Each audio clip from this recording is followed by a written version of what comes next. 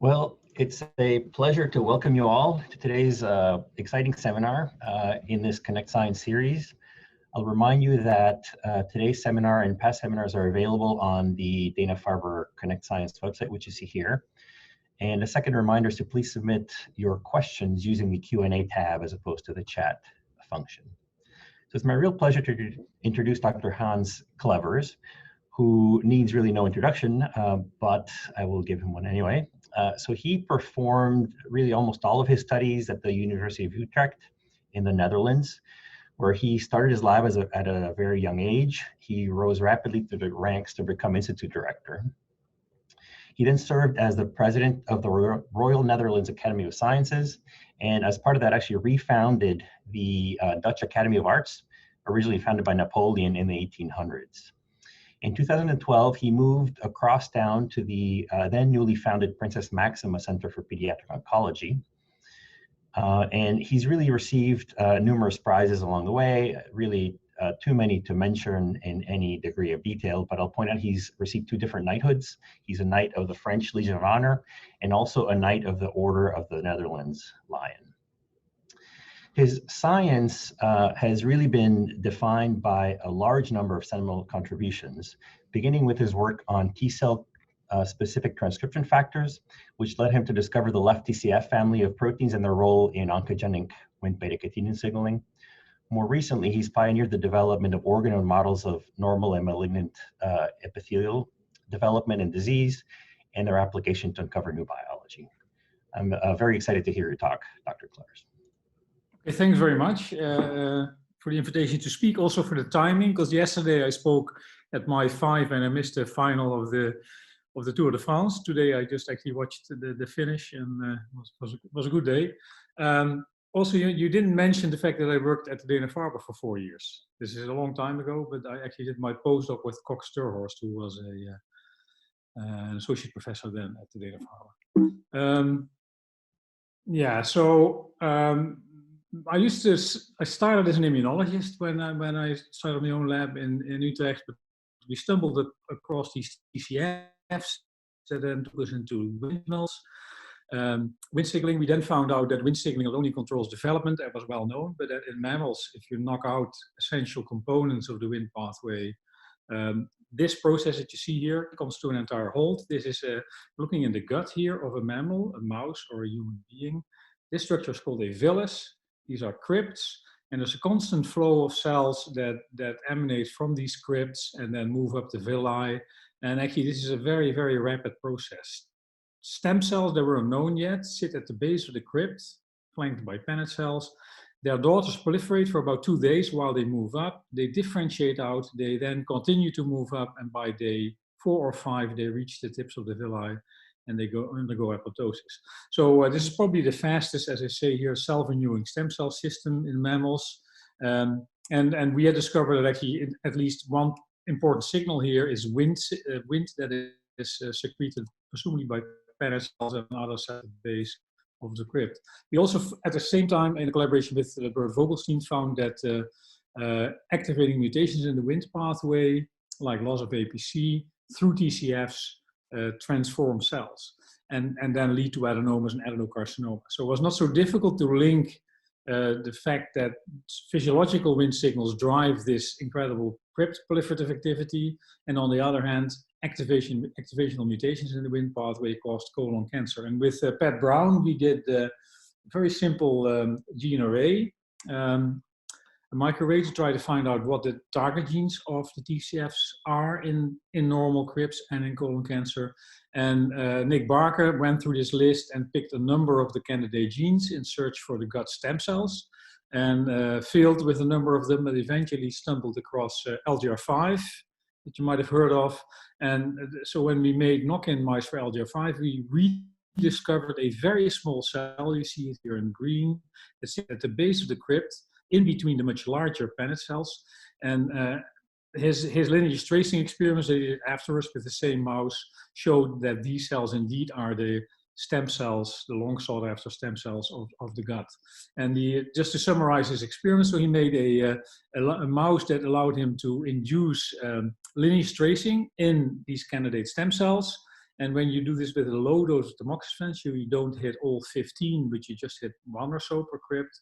What you see over the next few days is that blue daughter cells emanate from the stem cells. They proliferate themselves. By day 2, and as predicted, they leave the crypt. They mature out into one of about 10 different cell types. Now they're exposed to the very hostile environment of the gut lumen, the microbiome, and all the chemicals and proteolytic enzymes that circulate here. At the same time, they pump nutrients into the blood and lymph vessels, and by by age of 5 days, the tips of the villi, and indeed they commit apoptosis. So when we don't kill the mice after 5 days, but we wait for 2 years, we still see these blue ribbons, implying that the cells are long-lived that we mark. And also a ribbon is clonal, it comes from one cell. In that ribbon, we see all of the cell types of the epithelium, implying that the cell is multipotent. So by our criteria, we thought that these are the stem cells of the gut. There was a lot of resistance in the field originally because they don't really fit the bill, as you'd know from textbooks, at all. They're not rare, they're very abundant. But most importantly, they're constantly dividing. In a mouse, they divide every 23 hours, and they do so about 1,000 consecutive times, which is against anything that people thought would be possible. But that's what we see. And this was the inspiration for Toshi Sato, who is now back at in Tokyo University, Keio University, sorry, in Tokyo.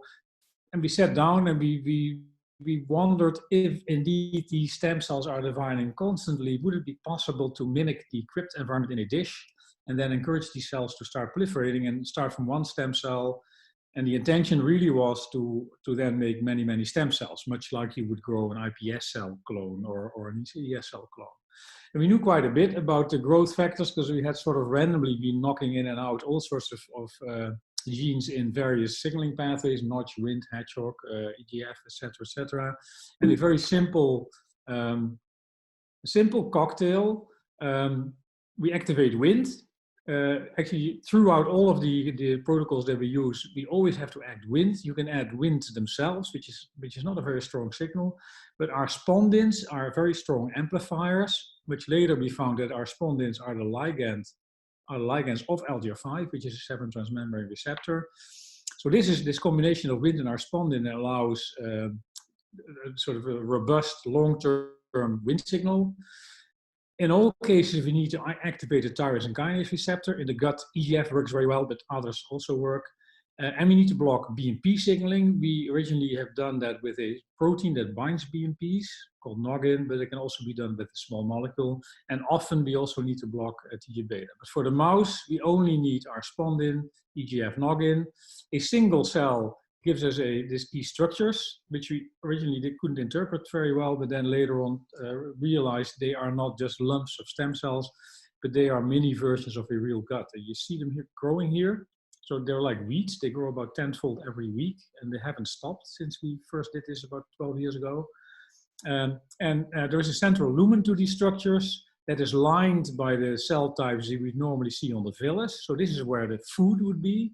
And then these buds turn out to be crypt equivalent. So there are many stem cells at these tips of the buds. There are pennant cells in between, and the remainder are rapidly dividing daughter cells. And actually by single cell sequencing much later, together with Alexander van Oudenaarde, we then even detected 2 previously unknown cell types in these mini guts that then later turned out to really exist in a mouse or a human gut. There was a lot of surprises here, but the biggest was that we could essentially grow them forever, whereas again, people believe that adult stem cells don't proliferate much and cannot be cultured. And for instance, the hematopoietic stem cell, it still has not been possible to expand these to any significant levels outside the human or mouse body. But these grow forever. When we sequenced, we didn't see any sign of oncogenic transformation. The ultimate test for that was the following. Toshi in my lab took a single RFP positive, in this case colon stem cell, from an LGR5 mouse. You can see that here. So grew it up to about 100 million cells. We sent them to our collaborators in Tokyo, the lab of Mamoru Watanabe. They had prepared mice with DSS. These mice will have quite fulminant colitis. sort of a model for IBD. And they infused these red Dutch mini guts through the anuses of about 40 of these mice, and then followed them. And in the first few hours after this infusion, what happens is that they float around. Integrins are on the outside, so the basal side of the epithelial cells always on the outside. With these integrins, they attach to the subepithelial structures, collagens, laminins, etc., that are exposed whenever there is an ulcer. And as you can see, they land and they open up, and as a sort of a living band-aid in this animation, they cure these mice. As you see, they very nicely grow together, and this is a summary of many experiments. This is one of the real experiments. Here you see a colon. In black is the Japanese tissue, and in red you see here the Dutch single stem cell derived tissue that was transplanted to 40 mice, I stress, and we could have probably done 400 or 4,000, because it doesn't appear to be a limit to the expansion that these cells can undergo. And the only way you can find back these transplanted patches is by looking with the confocal for red fluorescence, because otherwise by any other means this tissue is fully integrated, and we don't see any signs. So predictions were these cells are probably exhausted, also a term from the hematopoietic field. They've gone through so many cell divisions that they probably will give out very soon. We have never seen that. Another prediction would be, well, they're so proliferative, they must have undergone some oncogenic change. By sequencing, we don't see it, but also in these mice, if we follow them for a long term, we never see anything that looks like an adenoma. So they really, it looks like there's an unlimited expansion potential in these particular stem cells, and we've actually now seen that in many other stem cells from other organs in the mouse or the body. And to give you some examples of what else we can grow. So I think it is now possible with variations of the theme that I just said. So strong wind signals, winter spondin maybe, or now there is a fantastic fusion protein that Chris Garcia made that mimics wind signals, but it's a very soluble protein. We use that a lot now actually. So winds, a tyrosine kinase receptor ligand, that's for which the receptor is expressed in the tissue of interest. And then a BMP TGF-beta inhibitor, and then, for instance, if it's prostate, it's good to have testosterone. If it's breast, you have the female sex hormones, etc., etc. For liver, you see here, HGF is a very good tyrosine kinase receptor activator. So in the liver, we recognize two main cell types that are endodermal, so they're the real liver cells. These are the hepatocytes. The most abundant cell type, about 80% of the mass of a liver is hepatocytes, and the cholangiocytes or bile duct cells that sit here. And all other cells in the liver are either blood vessels, the stellate cells, the Kupffer cells, don't come from the endoderm. They come from mostly from mesodermal sources, so are not really the original liver cells. Now the liver is highly regenerative, and it doesn't seem to use stem cells. It can use hepatocytes. So if you cut half the liver out, surgeons do that routinely nowadays for liver metastases. The liver grows back in a matter of weeks, and it does so by the hepatocytes going into a cell cycle, going through a few rounds of cell cycle, and then actually very rapidly increase the mass of the liver. And the other way, if all the hepatocytes are sick, say in a chronic viral infection or after an intoxication, bile duct cells can de-differentiate, become so-called oval cells, and then they're bipotent, they can proliferate, but then when they return in a mature state, they can remake bile duct, but they can also become hepatocytes. Now, in our attempt to make liver organs, Mary Huch, who's now in Dresden in Germany, was very successful in growing bile duct cells. So these are highly differentiated cells when they sit in the bile duct, beautiful cells. The moment we put them in the liver medium, slightly modified from the original gut medium, almost every mature bile duct cell within a matter of days started becoming proliferative and starts growing these organoids. And Mary actually in more recent papers has studied the biochemistry of this, a very, very interesting set of studies that she has published. So they de-differentiate, and this is a physiological reprogramming. They become these organoids, and then they can actually become cholangiocytes again, but also hepatocytes. Now, then we found it impossible to grow hepatocytes. These are extremely important cells in toxicology and all sorts of other types of research. People use primary hepatocytes often to study human hepatocytes in culture, but these cannot be carried beyond 4, 5, 6 days, and they really very rapidly lose their mature hepatocyte characteristics. So getting back to the cholangiocytes and to these organoids, this is what they look like. So they're very hollow. By EM, they're highly polarized. They have the markers of very early cholangiocytes, and we see some early hepatocyte markers, and I won't discuss this any further here. But if we now block their proliferation by taking the growth factors out, and we block Notch at the same time, we push them towards a hepatocyte fate. If we leave Notch signaling on, they stay as cholangiocytes. The hepatocytes that we make are very immature. They make lots of albumin, but still 100-fold lower than what you would see in real hepatocytes. And they're similar to what the hepatocytes that people make out of iPS cells. So they are there. If you transplant them, eventually they become real hepatocytes, but they are not the real thing. This is what you see under a microscope. So very dynamic growth, and we can carry them for many, many months from human or from mice. And you just need to grow these. You just need a tiny bit of a liver biopsy. You put them in the culture medium, and these things will grow out. So the question was, can we grow the other cell types, the hepatocytes? And this was solved by Hui Hu. And I should say, so our paper was back to back with a paper by Roel Nusse, who showed this for mouse, and we actually give mouse and human protocols. And as you can see here, in that culture condition that she developed, a single full-blown hepatocyte marked by these, in this mouse in this case, you can see that these large cells are proliferating. Cells are about 40 micrometers in size, and by all means, they are hepatocytes. And here you can see if we stain for a definitive hepatocyte marker, large nuclei with big nucleoli that are almost identify the hepatocytes, very large cells, in this case full of alpha-1 antitrypsin, an important protein, but also albumin levels are extremely high in these cells. There is actually more that we have not seen in others. You can see here something that starts looking like a real liver, and you can see these channels here. They're called bile canaliculi, marked by the bile duct transporter MRP2, so the bile acid transporter MRP2. And here on the blow-up, you can see that these large hepatocytes form these canaliculi. They're essentially a fusion of the apical domains of two hepatocytes. So they create a channel and then line up, and they feed into a central space. And this is where we think that the real bile duct should be. So we're now mixing these hepatocyte organoids with bile duct organoids and see if the bile that gets secreted in this bile canaliculi here and ends up here, if it now flows into a duct, a real bile duct, and then out of the liver.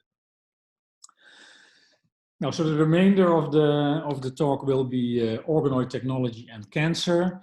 A simple thing that we did very early on was trying to grow cancers straight from patients. You see here a whole list for which we now have published this. And the idea is quite simple. We lay our hands on a bit of tumor tissue. You need very little, maybe a millimeter size tissue. Well, this is actually in Dutch. Gezond is healthy, ziek is sick. So on the left, you see healthy tissue from the same patient from which we grow the tumor. On the right, surprisingly, the tumors often grow much slower than the wild type tissue. So that's a bit of a challenge. They can contaminate, so the wild type tissue can contaminate the cancer tissue, and then after 3 or 4 passages, we grow wild type tissue rather than cancer tissue. So we need means to separate them. The good thing is we can actually have them live in our hands. We can now do drug screens, for instance. We can sequence, etc., with all sorts of experiments. And with this technology, we have, well, here you see actually what they look like. So normal human colon organoids, and these are cancer organoids, sometimes look very similar. Normals from patient to patient are identical. Tumors can have very unique morphological characteristics.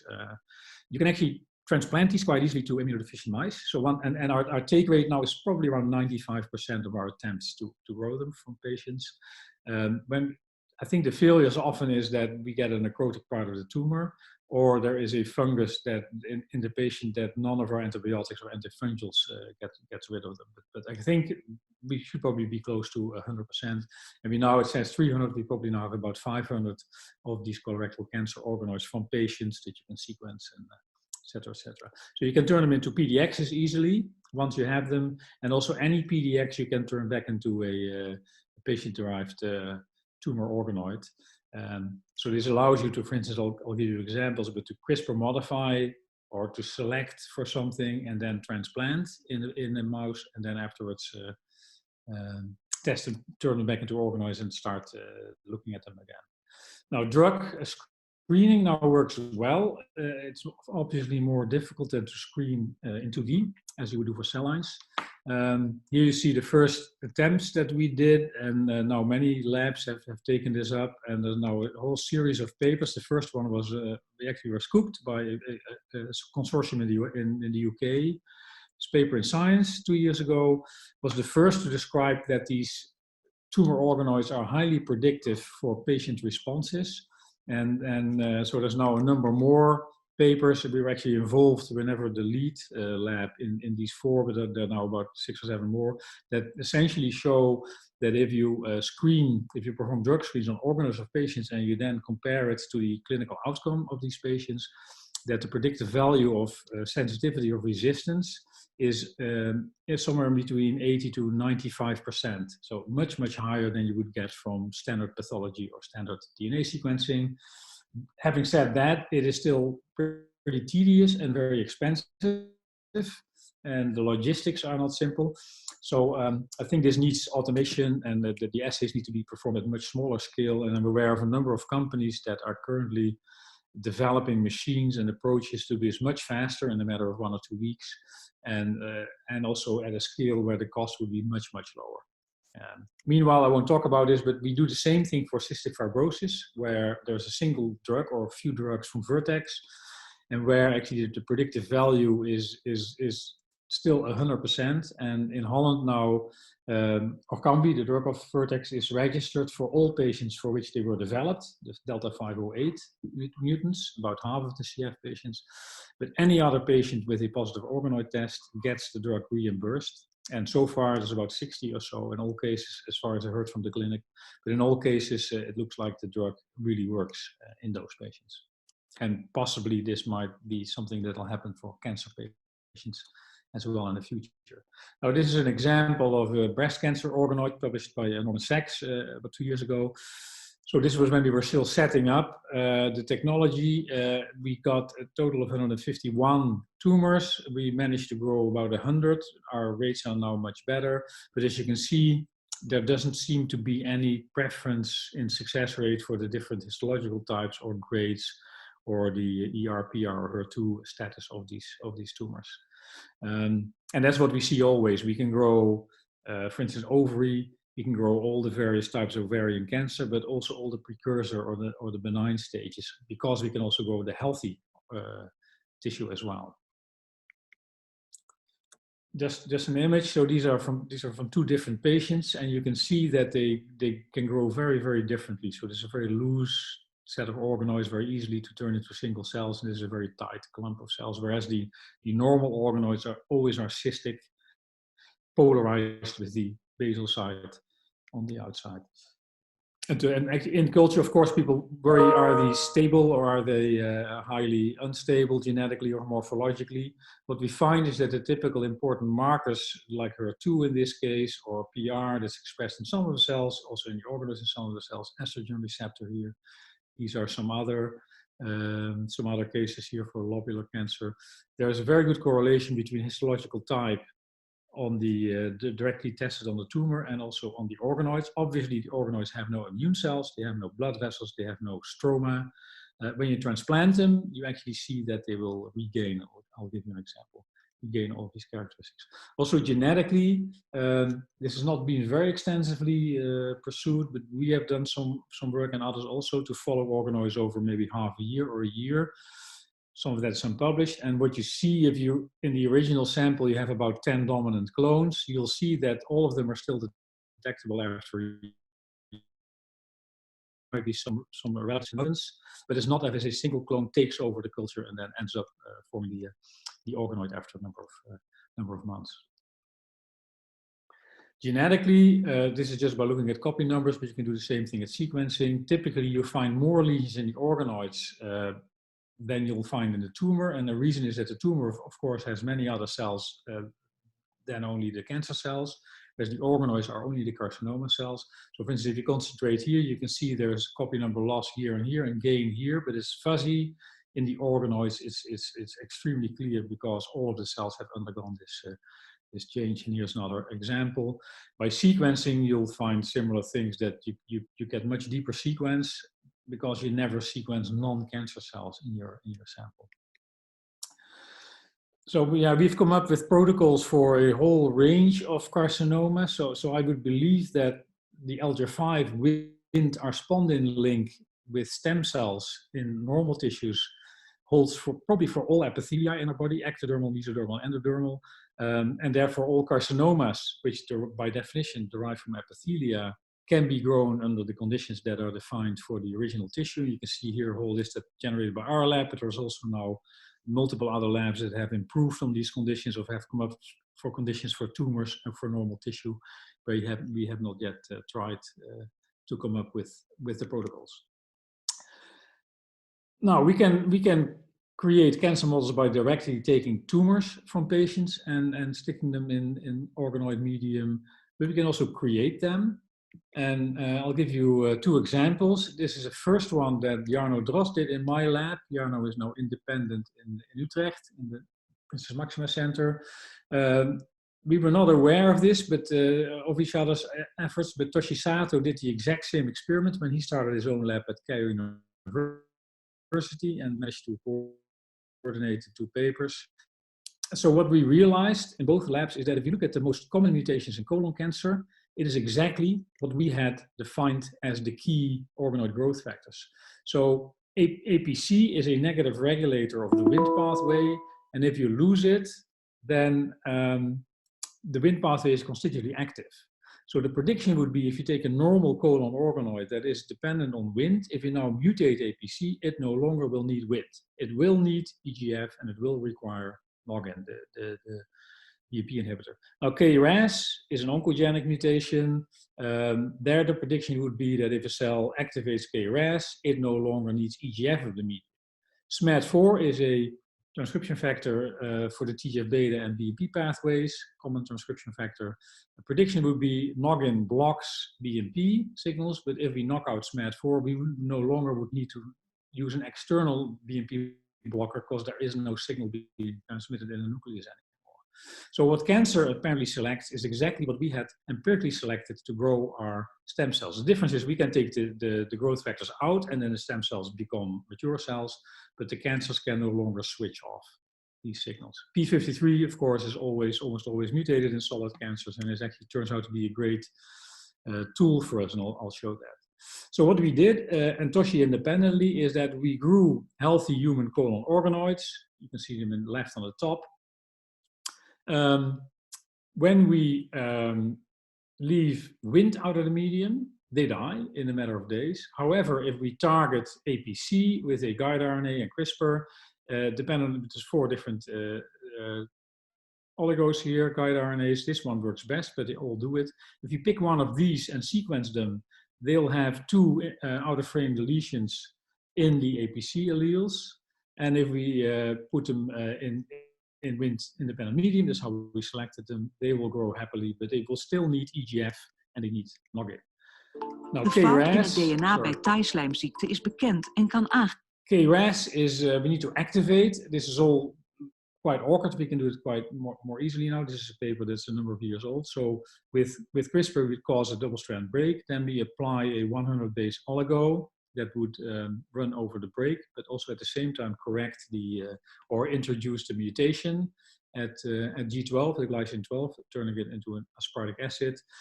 If we just take EGF out of the medium, nothing grows. But if we first target KRAS with this CRISPR approach, and we now leave KRAS out of the EGF out of the medium, we get nicely growing organoids. So these probably were the ones where we already targeted APC, so they now only need NOGIN. P53, we just showed here, you can kill cells with nutlin, normal cells. But as soon as you target P53, they will be insensitive to nutlin. Indeed, normal organoids are killed by nutlin. And here 4 different guide RNAs. This one doesn't work so well, but the other works very well. Allows us to select for P53 targeted organoids. So we now have 3 mutations. We do this in a serial. You also can do it all at the same time. And then finally, SMAD4. Normally, when you leave noggin out of the medium, the organoids die. But if we target SMAD4, the transcription factor in the BMP pathway, we no longer need BMP, and they happily grow, as you can see here. If we now transplant these, so any combination of 3 mutations, either we see nothing or we see a little bit of tissue. There's one combination where we see some growth, and that our pathologist calls an adenoma. These are orthotopic transplantations in the submucosa of the colon. But if we transplant, so these are human into immunodeficient mice, I should say. As soon as we hit all 4 genes here, you get these massively invasively growing tumors, and they metastasize to the liver. So this shows that actually in a stepwise way you can introduce these mutations. You can do it in any order. You can also do it at the same time. And I think I'll give an example now, which is a more recent paper by Benedetta Artigiani. She got interested in a tumor suppressor with a fairly vaguely defined tumor suppressor function called BAP1, originally identified as the BRCA1 associated protein 1. It had been noted in the literature that it was a very close homologue of a fly gene, Calypso, very well studied, and Calypso resides in the polycomb repressive deubiquitinase complex. It's actually a DUB, a deubiquitinase, and it's known that that targets H2A at this particular residue, lysine 119. However, if you then delve into the literature on human cancers, it's lost in a number of different cancers. We were interested in the liver and the cholangiocarcinoma. The functions of BAP1 were various, but they're all cytoplasmic. They were inhibiting apoptosis, or it was regulating the cytoskeleton, etc., etc. And what we, so what Benedetta noted that is, so these are not the ones I already showed you, normal cholangiocyte organoids, human. If we target just BAP1, nothing else, you go from this phenotype to this phenotype. You get these blobs that any epithelial element is gone. So I think this is sort of an ultimate epithelial to mesenchymal transition, because these cells don't look epithelium at all. You can see they have these buds here, they fuse all the time. You can see that here. Pretty monstrous organoids.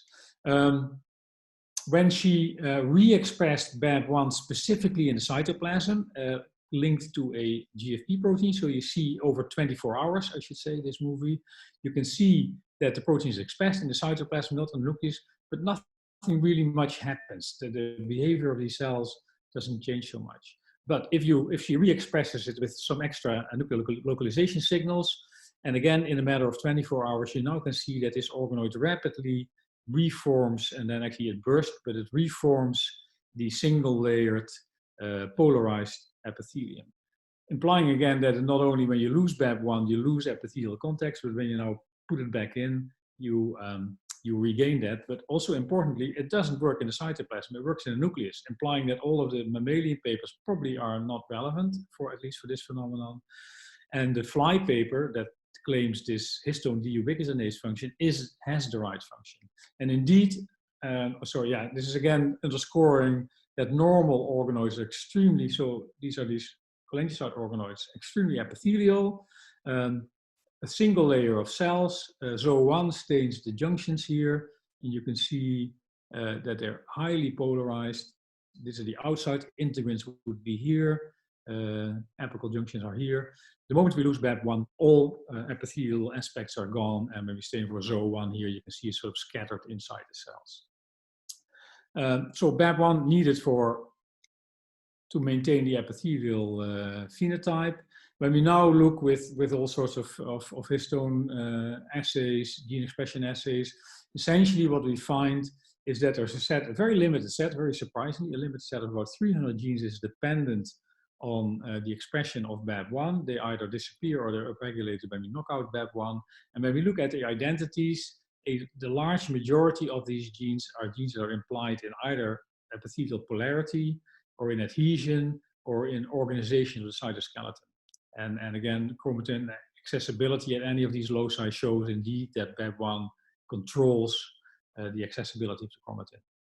And entirely, again, in line with the rule that was defined for Calypso in flies. Now, when we transplant the BAP1 mutants that look ugly in culture, they don't transplant, not even in liver. They will just sit there. So then what Benedetta did, she created a line that had 4 mutations by CRISPR: P53, SMAD4, NF1, and PTEN, all 4 well-known tumor suppressors. And in this cell line, she then on top added a BAP1 mutation. Now, this is what the 4 mutants, so 4 tumor suppressors lost. They still look pretty normal. But then if you add BAP1 on top, you again go to this loss of epithelial phenotype. So you can see the difference here. So the question is, if we transplant this, what do we see? And if we now transplant this set of 4 mutations and then the BAP1 mutation on top, and this was done for several independent clones from different donors. This is the 4 mutation with the BAP1 wild type, and our pathologist says, well, these are at best would be called adenomas. Also, you see almost no stromal reaction, but these are, when you now add BAP1 on top, we get a very different histology, large stromal reaction here, and this is what our pathologist says is a typical cholangiocarcinoma. So this again shows that you can start from a normal defined cell, in this case a cholangiocyte, engineer in this case 5 different cancer mutations, and then actually reveal the function of BAP1 in the context of this cancer model. More recently, we've taken up CRISPR-mediated base editing. That seems to be much more powerful than what we've done so far, and we haven't really published much yet, but there will be a number of papers, I think. So we use 2 that have been developed mostly in Boston, I think. One is a Cas9 that will not cut DNA, but is fused to ApoBec and ApoBec1, and that'll actually directly modify a C residue into a T residue in the bubble that is opened by the Cas9 protein. So Gs, we find that Gs that somewhere sit here have a high chance to be modified. So if there are 2 Gs, sometimes they both get modified, sometimes only one, sometimes none.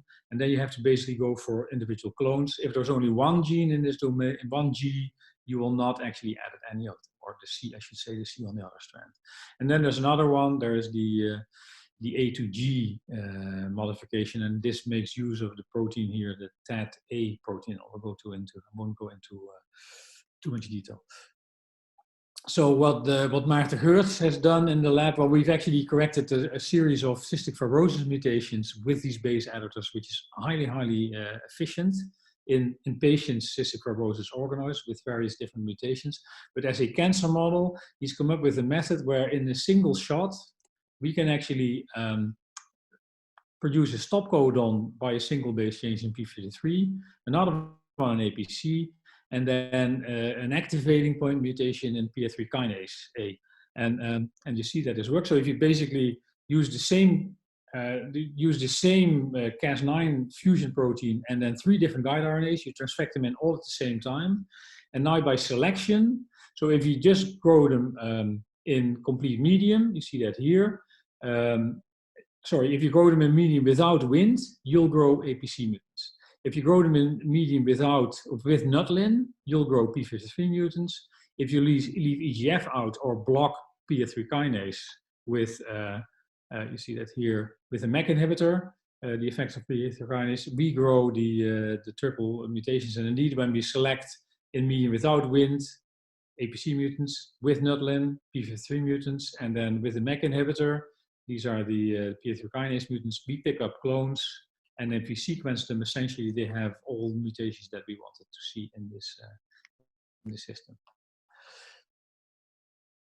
Another study that I recently published, very different. This relates to the role that people see for the microbiome in cancer. There's lots of associations between strains of or species of bacteria, but also particular strains of species that are associated with cancers. And we, with a large consortium, but mostly done by 2 or 3 PhD students in Utrecht, did the following. We had heard about a particular E. coli strain called PKS E. coli, and this strain of E. coli that's actually quite abundant and is also administered to patients as a probiotic. You'll understand a little bit later why that is not a very smart idea. These E. coli have an extra piece of about 60 kilobases of DNA in their genome, pathogenicity island. About 10 genes are encoded here that together are the synthase pathway for a polyketide synthase for a substance that's called colibactin. Now, colibactin has been very elusive, it's extremely labile, and for a long time was not known exactly what its structure was. Actually, Science had 2 papers last year with quite different structures, but we believe that this is the real structure of colibactin. The observation is that if you have a colibactin bacterium with an E. coli with this pathogenicity island, and you culture it on human cells, very rapidly you'll see double-strand breaks. And so it was assumed that colibactin somehow interferes or intercalates in DNA. And this paper proposes that these 2 warheads here form covalent links with A residues in DNA. And if they do so on opposite strands, you'll cause an interstrand link. And this is something that a cell cannot live with. You then have to resolve that. And in that process, we postulated possibly the cell then induces a mutation in removing the covalently linked colibactin. Now, what we did is we took normal human colon organoids, we cloned them, so we took a single cell, expanded them to be sure that every cell in our medium, in our culture, has the exact same genome, because over time, also in real life, these cells will accumulate mutations at a steady rate. So if you culture them for a few years, you sequence individual cells, a whole genome, you'll find changes. So we start from a clonal population where every cell genetically is equal. We split the culture in 2. Half of the organoids get injected with E. coli PKS, and the other half get injected with a version of that same strain where one of the genes has been deleted, CLBQ. And we do this for about 3 months. So it's a lot of work. Every Monday they get injected. Every Friday we kill the bacteria with antibiotics, because otherwise if they escape from the organoids, they overgrow the culture. The next Monday they get injected again, etc., for 3 months. And then after 3 months, these hypothetically have been exposed to a mutagen. These have not. Now we take single cells out again. If you would sequence this whole thing, they would look exactly like this one. But if we take single cells and we now expand them, we can see the genotype changes in individual cells in these cultures. This is what these are the E. coli, and these are the human organoids. If we now do, and I hope you know Mike Stratton's work here, if you do mutational signature analysis, and this is I try to do this, explain this. So what Mike Stratton has come up with is a method of categorizing single base changes in cancers. C2A, you see here, C2G, C2T, so these are the 6 that you can recognize. And then he not only looks at the direct base that is changed into the other base here, but he also looks at the 2 flanking bases. And then you get, in total, you get 96 triplets. And if you now sequence a cancer and you score where are the single base changes, you get to see something like this.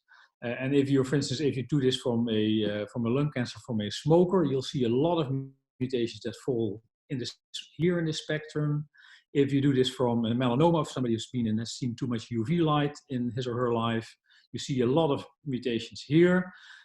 If we now look in our E. coli treated, colibactin treated bacteria, we get a very unusual signature. So these here are really, so this is, I think, the control here. So this is what we get from the bacteria that have the PKS islet. This is what we get with the mutant. If we now subtract this one from this one, we end up with a unique signature that had never been seen before. If we now look a little bit more outside the A, or in this case on the opposite strand, the T that gets sequenced, we actually find a sort of a footprint where these mutations happen. You'll see A's upstream, the T mutates, and the strongest correlation is an A at -3. They also induce small deletions. Again, a T is deleted, and again there are A's upstream. And this very strongly suggests that what colibactin does is indeed it binds covalently to this A. It then binds covalently to the A that's opposite this T, so 3 bases down on the other strand. Now the 2 strands have an interstrand crosslink. The cell desperately tries to remove it, and then in that process mutates this AT pair into another base pair. Now this is all done in vitro. Can we see any sign that this happens in real life? So we then went back originally to a large cohort of whole genome sequenced metastases collected in Holland in the Hartwig Center in Amsterdam. And what you see here is the frequency with which you see these particular unique mutational patterns in all of these cancers that you see here. And really the only group of tumors of metastasis where you see these signatures is this one, is colon cancer, as we had hoped. So about 10 to 20% of colon cancer patients carry this signature in their tumors. We see the occasional head and neck. We have one or two more now, possibly because, gram-negative bacteria. So other species can also have this PKS islet. So gram-negatives can live in this region, in the head and neck region, in the mucosa of the oral cavity. And also we now have a few more in the urinary tract. And for instance, breast cancer, where we had many samples, which we think is a sterile tissue, we essentially see none of this signature. So this strongly implies that that part of the mutational load in these cancers, in these colon cancers, was caused by this particular strain of E. coli. If you go into the literature, you'll find that 10 to 20% of humans, often tested in specific patient groups, but 10 to 20% of patients carry this particular strain of E. coli. So they would be exposed to colibactin over long periods of time. And that is probably the reason why we then see this in the cancers. Mike Stratton at the same time sequenced individual crypts, not from cancer, but from crypts. And he also reported at the same time, a little bit earlier, that he saw this signature. He didn't know the cause then, but it looked also that the E. coli can colonize individual crypts in healthy people and start accumulating the PKS mutations there. And we also now have a large number of examples where this particular mutation occurs in the APC gene, for instance, or in other cancer-related genes in these cancers. And then finally, just to show you some nice movies, this is mostly done in the lab of a junior investigator in our Princess Maxima Center with some help from us. So what we did is we grow breast cancer organoids, and there's a company in Utrecht, and Jürgen Kubal also has a lab. He spun out the company that transduces a particular T-cell receptor, gamma delta, I think Phi gamma 7 or 9 and Phi delta 2, into alpha beta T cells. So they still have their own alpha beta T cell receptors, but on top of that, they have this common T cell receptor gamma delta, for which there is quite a bit of literature claiming that it somehow recognizes malignant cells from normal cells. Sounds a bit too good to be true, but actually when we test these gamma delta transduced T cells on pairs where we have colon cancer and normal colon from the same patient, in about half the cases, well, they never kill, so these never kill the normal cells, but about half the cases, the cancer cells get killed. So whatever there's some indications now what they see, but this would be quite a strong way of performing immuno-oncology. So to show you some examples, actually these are small movies taken out of much larger movies where we follow hundreds of organoids. The T cell here is in white, blue. So it actually, you can see it attaches through an anchor point to a breast cancer organoid, probably about 25 to 30 cancer cells. This movie runs over less than 24 hours. As you can see, the single T cell essentially totally demolishes the organoid. Yellow is a live cell and red is a killed cell. And you can see now 17 hours, there's 1 or 2 cells left and now the work is done. A single T cell that does this, so freshly isolated from a donor and then transduced and then tested here. And these T cells are in trials for acute myeloid leukemia and for some other cancers as we speak. Another movie, here you can actually see how the T cells extend very long processes that Anna calls the sling and lassos. You can see wrapping around individual breast cancer organoids and trying to kill them. And again, I think this T cell on its own kills the entire organoid. But then the most spectacular ones is, she calls them the serial killers. I think this is him. So runs in, kills a number of cells. You see yellow turns red, then leaves the job to his friend, moves over to another organoid, kills a few. We're now at 4 hours into the culture. So already killed maybe 10, 15 cells, runs on again, kills a few more cells, as you can see here, essentially almost all cells, turns back, and then disappears into the sunset. And I think, yeah, with that, I'd like to thank you very much for your attention, and I think we have some room for questions. Well, thank you for that terrific talk. We have a few questions. Certainly there's room for more, and maybe I'll start with one about the first part of the talk. And I wonder if you could speculate on what you think accounts for the differences in the expansion potential of stem cells from different organs, intestinal versus hematopoietic versus other that's a good tissues. question. Yeah. So our observation, I'll just give you our observations first, is that first of all, in almost all cases, the normal tissue grows faster than the malignant tissue. Now, this is very counterintuitive, but we then realize actually this is not normal tissue under normal circumstances. It's normal tissue that they put under circumstances of sort of damage response. So where the tissue desperately tries to repair the lost or replace the lost cells. And they apparently are much better than cancer cells in doing so. We have many, many movies where we have the normal cells going through cell cycle, and every cycle is successful. Whereas every cell division, whereas the cancer cells lose chromosomes, they end up with 3 nuclei in one cell, and et cetera, et cetera. So so now in the lab, they're called the zombies. So they can't really run, they sort of stumble. The only difference is they never stop. Pieces fall off, but it will just continue, and they will continue to grow. So having said that, so the observations then are for normal tissue that gut in particular grows very fast, skin goes fast.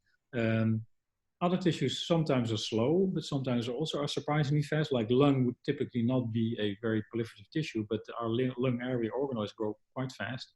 Liver is essentially the only one that seems to have a limit in the duration that we can culture, and that's directly related to the age of the donor. So an old donor liver we can grow for 2 or 3 months, but a very young donor liver we can grow for a year. And if we grow fetal liver, I should say the cells that we grow are indistinguishable from adult livers. We have several now, 4 or 5 lines that we have grown for several years, subcloned, CRISPRed, and they still are fine.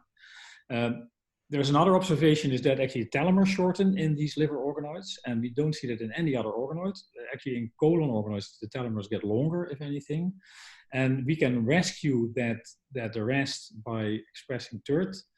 There's also the observation that liver cancers often have activating TERT mutations in promoters, for instance, of the TERT gene.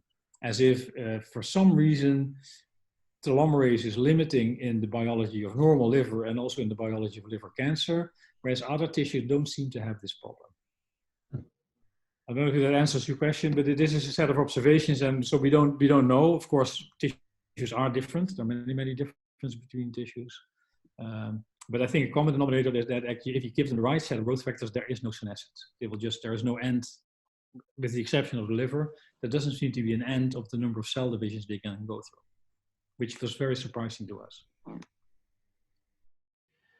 So we've got a couple of related questions here on the serial killers, and they are essentially whether you have insights into what the antigens are the cells are recognizing and the signals that drive the cells to the tumors.